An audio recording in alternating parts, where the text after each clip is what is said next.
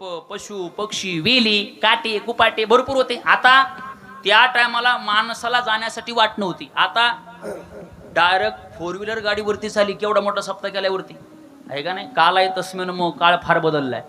काळ इतका बदललाय, काळ इतका बदलला तर काय सांगा तुम्हाला. हो, इतका काळ बदललाय. माय त्या कुंकावाल्या माय, तुमच्या काळामध्ये जर तुम्हाला पाणी आणायचं म्हटलं तर कुठं जावं लागत होतं.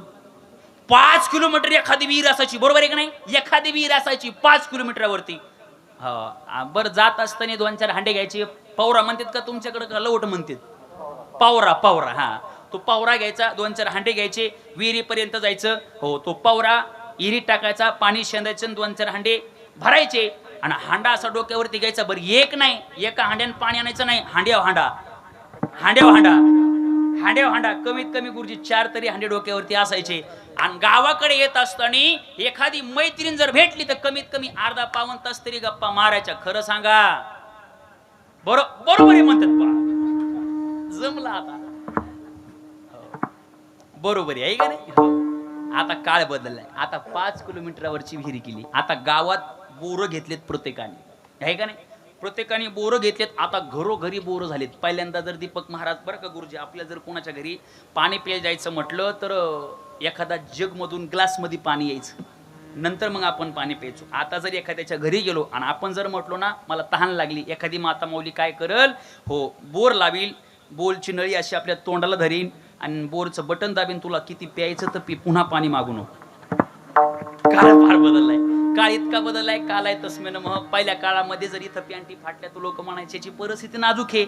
आणि इथे आता जर इथं जर फाटलेली पॅन्टी असं जर म्हणलं नाही याची परिस्थिती नाजूक आहे, एखाद्या जीनची पॅन्ट घेऊन देऊ का, ते म्हणतात नाही महाराज ही आजकालची स्टाईल आहे.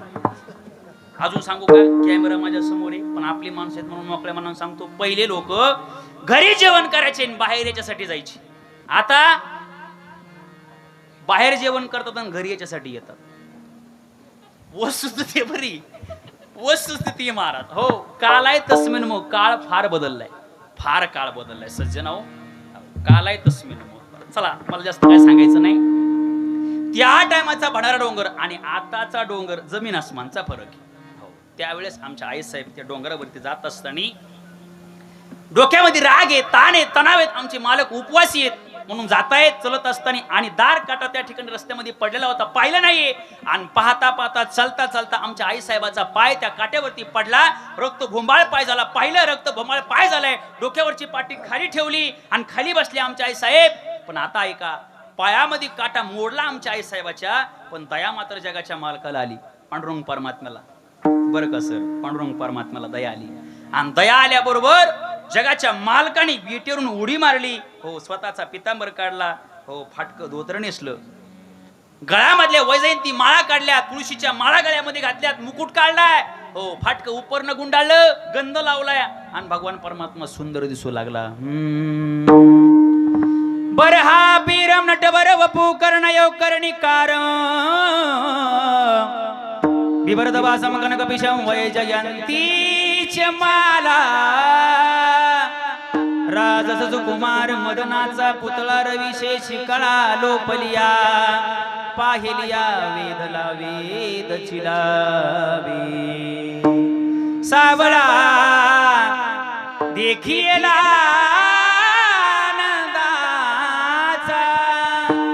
सुंदर भगवान परमात्मा दिसू लागला. जगाच्या मालकाने रूप बदललं आणि भंडाऱ्या डोंगरावरती जगाचा मालक गेला महाराज. आणि तिथं गेल्याच्या नंतर जगाचा मालक म्हणतो, आई काय झालं तुला रडायला. ऐका बरं का लक्ष देऊन, ऐका लक्ष देऊन. आई काय झालं तुला रडायला. आई साहेब म्हणतात, मेल्या तुला दिसत नाही का.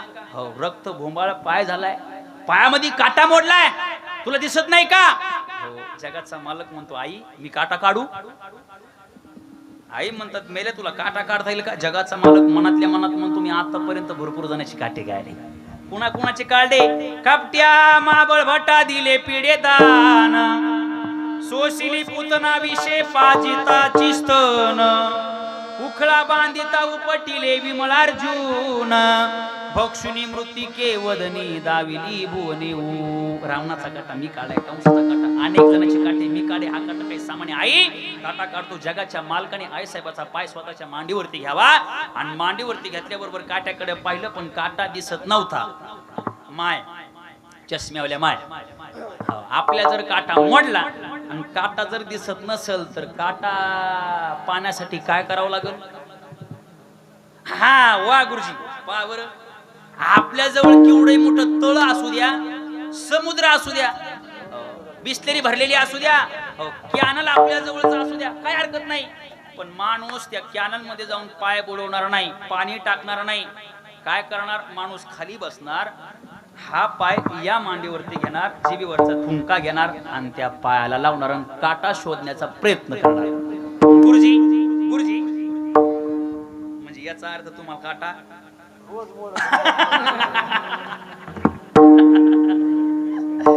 पण खरं सांगा, एकदा थुंका लावला म्हणून काटा दिसेल का गुरुजी? कमीत कमी 4 ते 5 वेळेस तरी आपल्याला काय करावं लागेल? अहो थुंका लावा लागेल ना. हे जगाच्या मालकाला माहित होतं, जगाच्या मालकाने तोच प्रयोग केला. हो, जिभेवरचा थुंका घ्यायचा, त्या पायाला लावायचा, पायाला धूळ चिटकलेली होती, पुन्हा तेच बोट पुन्हा जिभेवरती आणायचं, पुन्हा जिभेवरचं पुन्हा बोट त्या पायाला लावायचं. असं कमीत कमी 4 ते 5 वेळेस केलं महाराज. जगन्यंत्य भगवान परमात्म्याने तो कारभार केल्याबरोबर हो तुकाराम महाराजांना समजलं आणि महाराजांनी लिहूनच ठेवलं काय?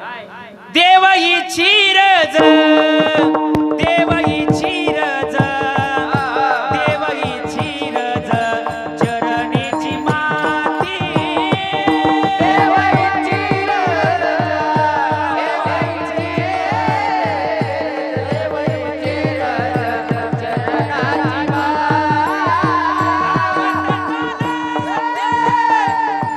मागे मागे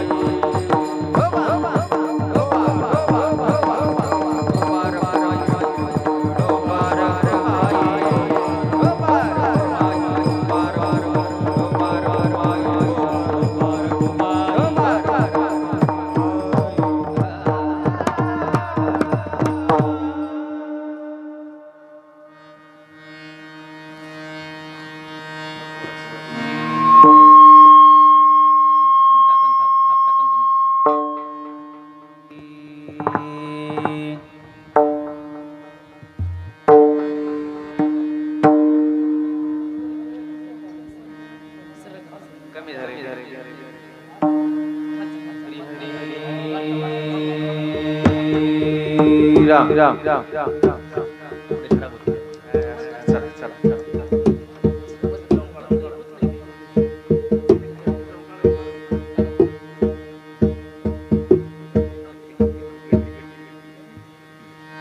हरी हरी हरी विठ्ठल विठ्ठल झाला आपलं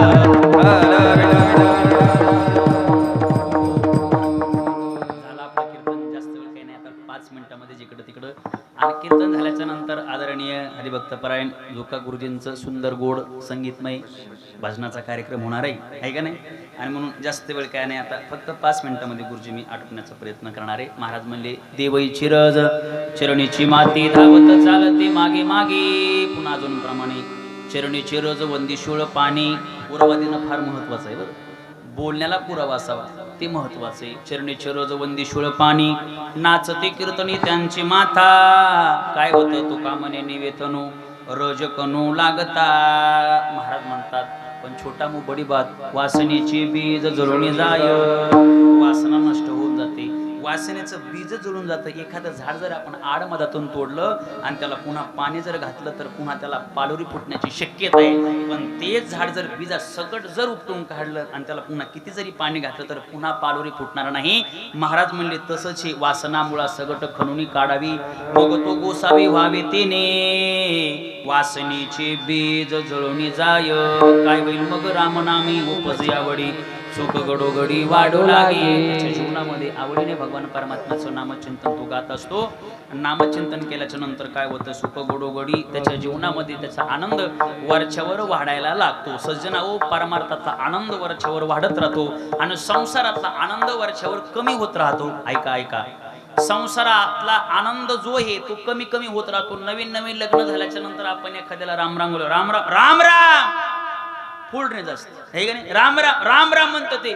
आणि एखाद 2-3 लेकरं होत्या ना आपण त्याला राम राम राम राम राम राम कमी होतो आवाज. आणि म्हातारपणी म्हाताऱ्याचे म्हातारीचे भांडणं होत्या, आपण त्याला राम राम राम राम. मज्जाच नाही. मजा का नाही? आनंद कमी झाला, सुख कमी झालं. सज्जनाओ, संसारातला आनंद कमी होतो, परमार्थातला आनंद वरच्यावर वाढत राहतो. आता आम्हाला म्हणतात मोहन महाराज आले, मोहन महाराज आले, मोहन महाराज आले. आता आमचं वय वाढू द्या. वय वाढल्याच्या नंतर आम्हाला एक नवीन नाव येणार गुरुजी. लोक म्हणणार नाहीत मोहन महाराज आले, लोक म्हणणार बाबा आले. नवीन नाव काय? बाबा आहे का नाही. म्हणजे परमार्थामध्ये जसं जसं आपलं वय वाढत जाईल तसं तसं आपल्याला लोक मान देत राहतील. महाराज म्हणले सुख गडोगडी वाढू लागे. हो, संसारातला आनंद कमी होतो. कसा कमी होतो? नवीन नवीन लग्न झाल्याच्या नंतर एखादीला नाव घ्यायला लावा. इथून नाव घेते तर पार लगे आमच्या जिंतूर पर्यंत घेऊ की एखादं. वय गुरुजी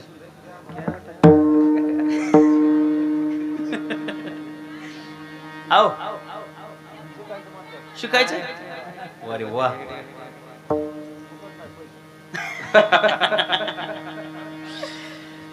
नवीन नवीन लग्न झाल्याबरोबर हो एखादीने जर आपण जर म्हटलं नाव घेन बाई, ती नाव घेते. कसं नाव घेते? इथून तर आमच्या जिंतूर परभणी पर्यंत घेतो. ऐका, येत होते जात होते, खिडकी वाटा पाहत होते. खिडकीला 3 तर आडकी, त्याला घुंगरबारा पान खाते, त्याला त्याला घाम येतो जरा जरा. ते कोणाला व्यापारी पान देते, त्याला देते सुपारी, सुपारी देते वाण्याला, हांडण देते पाण्याला पाणी आणते, आडाचा वाडा बांधते भिंगाचा, वाड्यात वाडे 7 वाडे 7 वाड्यात पलंग, पलंगाव गादी, गादीवर उशी, उशीवर बशी, बशीवर कप्प, कपात घडी, घडीत वाजला 1. पांडुरंगाचं नाव घेते मी, ज्ञानोबा तुकोबाची लेक. हे नाव आहे महाराज. पण हे कुठपर्यंत सर? नवीन नवीन. आणि जुनं झाल्याच्या नंतर म्हातारपणे नाव घ्यायला लावा. मग ती नाव घेते काय? जात होते हळदी कुंकाला, बटन तुटलं बटव्याचं, काय नाव घ्यायचं ते सटव्याचं. आनंद कमी झाला, पण परमार्थातला आनंद वरच्यावर वाढत राहतो. आता हे लेकर आहेत वारकरी संप्रदायामधले, शिक्षण संस्थेमधले. आता लेकराकडे पहा महाराज, आणि नंतर 5-10 वर्षांनी पहा. हो, हे अजून यांच्या चेहऱ्यावरचं तेज वाढणार आहे. महाराज म्हणले सुख गडोगडी वाढू लागे. अजून त्यांच्या जीवनामध्ये काय परिवर्तन होतं? महाराज म्हणतात कंठी प्रेम दाटे, नयनी निरलोटे, हृदय प्रगटे राम रूप. त्याचा कंठ दाटून येतो आणि त्याच्या हृदयामध्ये जगाचा मालक त्या ठिकाणी वास्तव्य करतो. आणि वास्तव्य केल्याबरोबर मग राम नामे उपजी आवडी, सुख गडोगडी वाढू लागे. ज्ञानेश्वर माऊली महाराज, ज्ञानेश्वर माऊली, ज्ञानराज माऊली तुकाराम, ज्ञानेश्वर माऊली, महाराज ज्ञानेश्वर माऊली, ज्ञानराज माऊली तुकाराम, ज्ञानेश्वर माऊली, ज्ञानराज माऊली आपली नियोजित वेळ या ठिकाणी झालेली. नंतर गुरुजींचा भजनाचा कार्यक्रम आहे. सर्वांना द्यावे तेवढे धन्यवाद. राजेंद्र महाराजाकडे बघत असताना आम्हाला एक ओवी आठवते ज्ञानोबारायची. हे बघा, आम्ही आमच्या जीवनामध्ये श्रीमंत त्याला म्हणत असतो ज्याच्याकडे बंगला आहे, गाडी आहे, सगळं काय वैभव आहे. आम्ही त्याला श्रीमंत म्हणत नाही. श्रीमंत कोण आहे? ज्याच्याकडे असो नाही तर नसो, पण जो नित्यक्रमाने भगवान परमात्म्याची सेवा करतो आणि परमार्थ करतो तो खरा श्रीमंत आहे महाराज. आहे का नाही? ज्ञानोबाराय काय म्हणतात माहितीये का? जेत संपत्ती आणि दया दोन्ही वसती एके ठाया, जेत जानन धनंजया विभूती माझी. भगवान म्हणतात, ए अर्जुना, अरे ज्या ठिकाणी श्रीमंती आहे आणि श्रीमंतीला जोड जर दयेची असेल, जर परमार्थाची असेल, तर त्या ठिकाणी मी जाऊन राहतो. यांच्या संसारामध्ये, यांच्या घरामध्ये साक्षात जगाचा मालक वास्तव्य करतो. बरं का सर, वास्तव्य करतो. आणि किती श्रीमंत असू द्या, किती श्रीमंत असू द्या, प्रमाण देऊन बोलणार आहे हा, किती श्रीमंत असू द्या, आणि तो जर भजन पूजन जर करत नसेल, त्याला जर भजनाची जोड नसेल, तर तुकाराम महाराज म्हणले, तुका म्हणे येथे भजन प्रमाण आणि काय थोर पण जाळावे ते, किंवा आगी लागो तया सुखा जेणे हरी नये मुखा. हो, तो जर भजन पूजन करत नसेल तर त्याच्या संपत्तीला काय जाळायचंय का? हो, हे फार महत्वाचं आहे. आणि म्हणून आमच्या हरिभक्त परायण राजेंद्र महाराजांना भगवान परमात्म्याने उदंड अशा प्रकारचं आयुष्य देवो. त्यांच्याकडून अशीच्या वारकरी संप्रदायाची भगवान परमात्मा सेवा करून घेत राहो. ज्या वेळेस वारकरी संप्रदायामधले काही विद्यार्थी मंडळ असेल, काही कमतरता असेल, तर विद्यार्थ्याला कपडे नसतील तर ते कपडे देतात. एखाद्या संस्थेमध्ये जर काही कमतरता असेल तर ते संस्थेला देणगी देतात. मला वाटतं आता एका संस्थेमध्ये बोर पाडून दिला सरणी, हे का नाही? हो, आता आमच्या संस्थेमध्ये 1 लाख रुपयाची पंगत दिली. हे सांगण्याचं का महत्त्वाचं आहे? कारण आजकाल जर पाहायला गेलं तर श्रीमंत लय पडले तो, पण उदारत्वाच्या बाबतीमध्ये फार कमी आहे.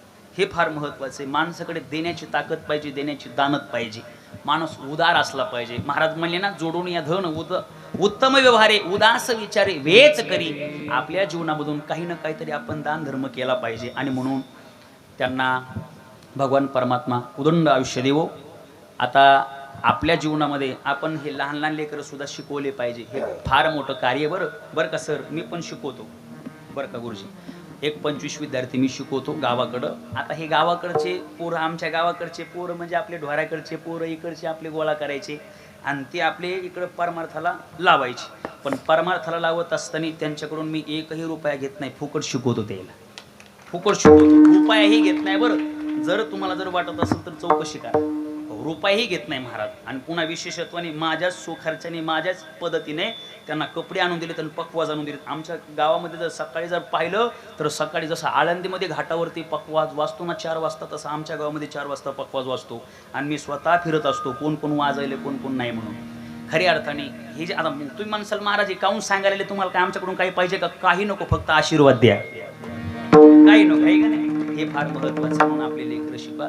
झालेली कीर्तन रूपी सेवा सर्वांच्या चरणावरती आमचे गुरुवर्य शंकरजी महाराज पांचाळ गुरुजी, विष्णुदास नामदेव बाबा ढवळे आई वडिलांच्या चरणावरती सेवा समर्पित करतो. आदरणीय झुका गुरुजींच्या चरणावरती सेवा समर्पित करतो. आणि याच ठिकाणी सेवेला पूर्णविराम. विठ्ठल जय जय विठ्ठल, जय विठ्ठल, जय जय विठ्ठल, जय विठ्ठल, जय जय. आ बोलिलेले पुरे वेणी व पुढे उत्तरे करा. महाराज तुम्ही आ नाही उच्चारिला अधिकार म्या बोला करा. महाराज तुम्ही तुका म्हणे ज्ञानेश्वर रका पाया बैठी करा करा. ज्ञानदेव